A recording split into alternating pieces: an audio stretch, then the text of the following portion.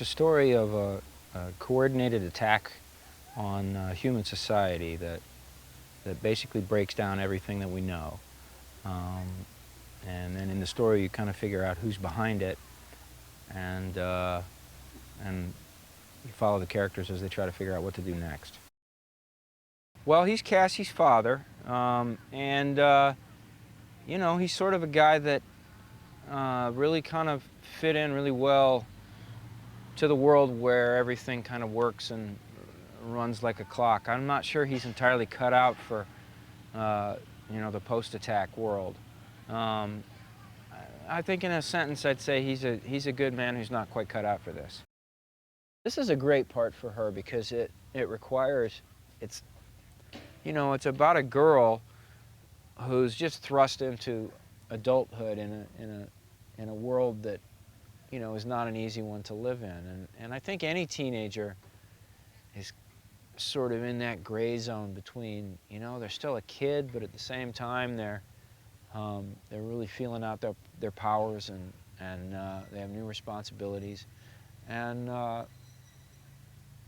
she's really wonderful because she can go both ways, you know. There are times when you look at her and you definitely see, oh, this is a very young person, but she's also, you know, she's got a very strong sense of herself, and I would believe that, you know, if something went down, that Chloe would be one of the sharper ones who could try to figure it out.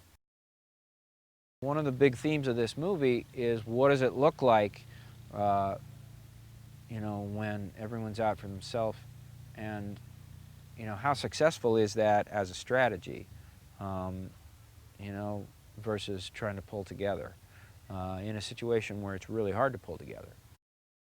There's a lot of balls in the air in the book. It's a complex structure for a young adult book. There's a split narrative. You know, you're following Cassie over here for a while, and then you're with Ben,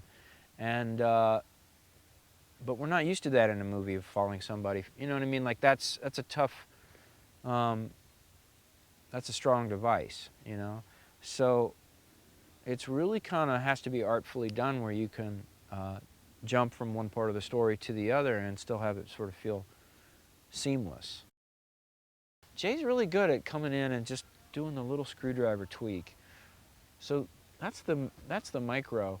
And then on the macro side, well, like I said, there's so many storylines up in the air. There's, you know, you're following this narrative here, and then you're over here. There's a lot of moving parts, and I think he does a really good job of keeping those balls juggling in his head, you know, so that at any given moment, he knows what it is we're trying to do and how it fits into the big picture. And that's, you know, for a younger director, that's a lot. That's a big deal. You show up in the middle of a field, and there's an amazing refugee camp built that wasn't there before, you know, and that's what's great about it. Actually, I find that phenomenal producers just kind of make magic happen.